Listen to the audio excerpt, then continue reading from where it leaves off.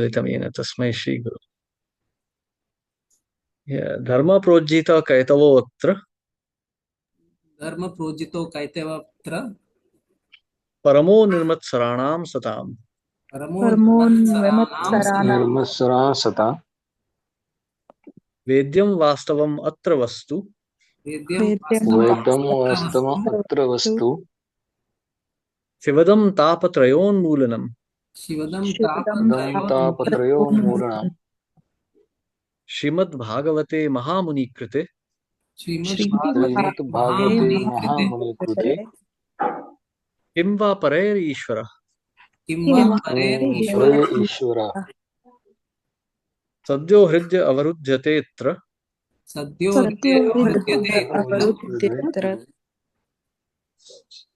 सद्यो हृद्य अवरुध्यतेऽत्र सद्यो हृदये सद्यो अवरुध्यतेऽत्र हृदय अवरुध्यत्र त्रिभिः शुश्रुभिः तत्क्षणात् पृथिवी हृदि विशुष्यति शुश्रूषति तत्क्षणात् तत्क्षणात्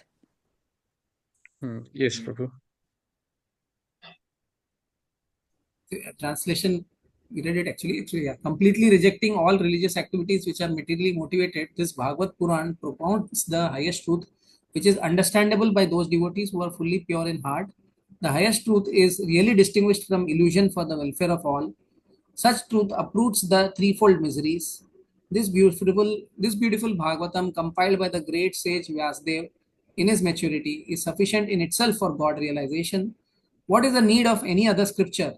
As soon as one attentively and submissively hears the message of Bhagavatam, by this culture of knowledge, the Supreme Lord is established within his heart.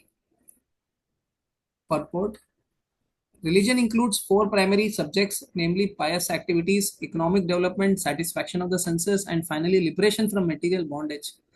Irreligious life is a barbarous condition. Indeed, human life begins when religion begins. Eating, sleeping, fearing, and mating are the four principles of animal life. These are common both to animals and to human beings. But religion is the extra function of the human being. Without religion, human life is no better than animal life. Therefore, in human societies, there is some form of religion which aims at self realization and which makes reference to man's eternal relationship with God. Should I go ahead or this is you can continue, Prabhu. okay? In the lower stages of human civilization, there is always competition to One lord more paragraph. the material nature, or in other words, there is a continuous rivalry to satisfy the senses. Driven by such consciousness, man turns to religion. He thus performs pious activities or religious functions in order to gain something material. But if such material gains are obtainable in other ways, then so called religion is neglected. This is the situation in modern civilization. Man is thriving economically, so at present he is not very interested in religion. Churches, mosques, or temples are now practically vacant. Men are more interested in factories, shops, and cinemas than in religious places which were erected by the forefathers.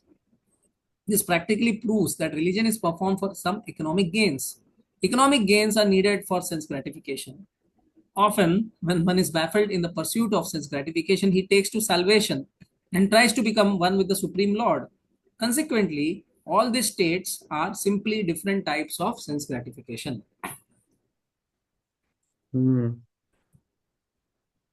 See, Srimad Bhagavatam is the most fundamental form of religion. If when a patient goes to a hospital to the doctor, the doctor always starts the treatment in its mildest form. Okay, for example, the patient has fever or something. The doctor will start with mild medications to see if the patient is responding or not. If the disease is very deep rooted, then the doctor knows that this mild treatment may take a very long time or may not work at all.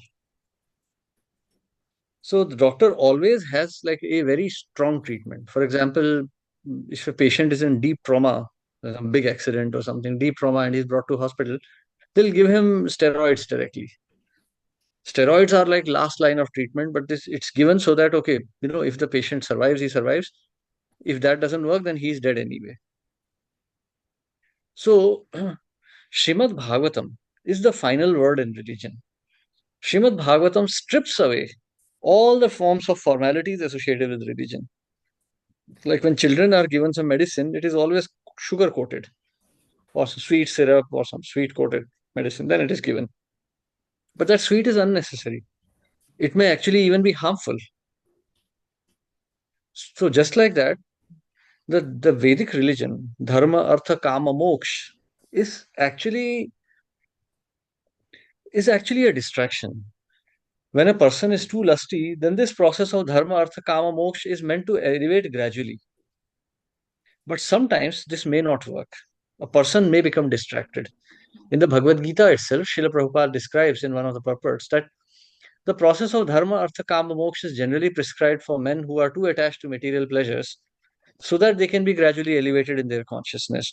But the problem there is that while following this regulated process, there is every chance that the mind may become distracted and the living entity will again fall back into material tabernacle. How is that? For instance, there is a regulation for eating prasadam. Okay, offer to Krishna and you can eat. But that's only a preliminary instruction. Going ahead in devotional service, the instruction is to minimize that eating also. Srila Raghunath Das Goswami, when he took sannyas and he escaped from Bengal, he came to Odisha to live with Mahaprabhu. He started arranging grand feasts. So his parents would send him money, his uncle and his father, Hiranya and Govardhan Majumdar. They would send him money. He would take that money and arrange grand feasts for Vaishnavas. And Mahaprabhu would approve. Then at some point, Raghunath Das Goswami understood that this is not nice, that I am a renunciate, but I'm still taking money from my family.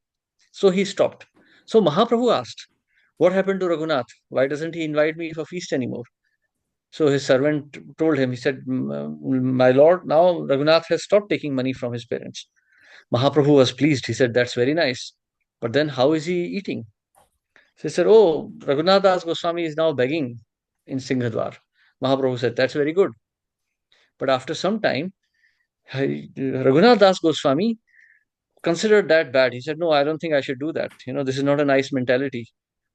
I'm evaluating people. This man gave me so much madhukari, this will give me so much. So this is not the mentality of a renunciate. This is the mentality of a prostitute. So he stopped begging. When this was told to Mahaprabhu, Mahaprabhu was even more pleased. And eventually Raghunath Das Goswami only survived by taking when the rice is offered to Jagannath, a lot of it is left extra, it is thrown in garbage. So the rotten rice is eaten by cows. And this rice, like it is very crudely cooked, so the core of the rice remains raw. So cows reject it, they spit it out. So Raghunath Das Goswami would collect that, wash it, and eat it. When Mahaprabhu heard that, then he told his servant, he said, oh, that's nice. Now we'll go and have a feast with Raghunath. And then he went there. He said, oh, you're having a nice feast and you're not inviting me. So you see, actually nothing was wrong. We here, arranging grand feasts for devotees.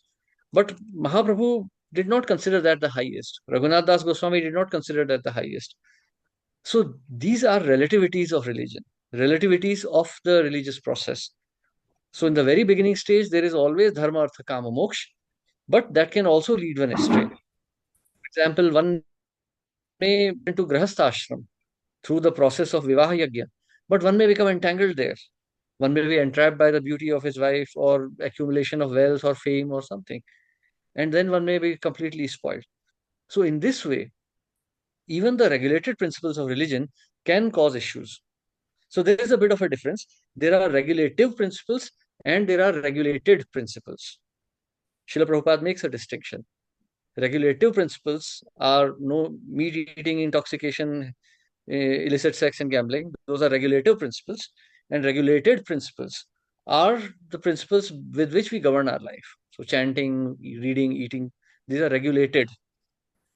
So one must understand this thing also, that even a regulated lifestyle can lead the mind astray. Therefore, one has to try to detach the mind as much as possible, as soon as possible from material life itself. Because mind will always try to engage. Okay, now I have finished my chanting, now I can have some fun. In this way, mind will distract the living entity more and more. So mind should be controlled. So therefore, Shrimad Bhagavatam cuts away all the fluff. Shrimad Bhagavatam takes away all this kind of what you can call cheating religion. Dharma kaitavo. So, okay, you can do this under the guise of religion, you can do that. No. So, Shrimad Bhagavatam comes to the point straight away. Savai pumsham paro dharmo yato bhaktir adhokshaje. Apratihata ahetukya yayatma suprasidati. So, ahetukya, it should be without any personal motivation. Apratihata, without any breaks. Apratihata, without any kind of stoppages. So, unmotivated service without any stoppages, that pleases the soul the most. This is the very basic understanding of Dharma Projito Kaitavo. But Srila Prabhupada is going to explain it still further on. What are still further cheating processes, even the elevated process of realization?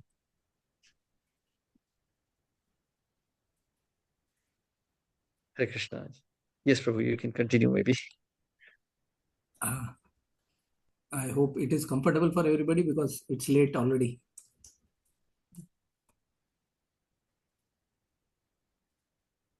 It's around 10:30 Prabhu in India.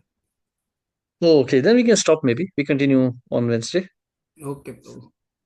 Thank you so much. Thank you. Sorry, my apologies for being late. I'm really sorry. Yeah. No, No, no, Prabhuji, sorry. you still made up and gave a very nice explanation. And we were actually waiting for that. So the waiting was fruitful. Hare Krishna. Oh, I have a small request actually.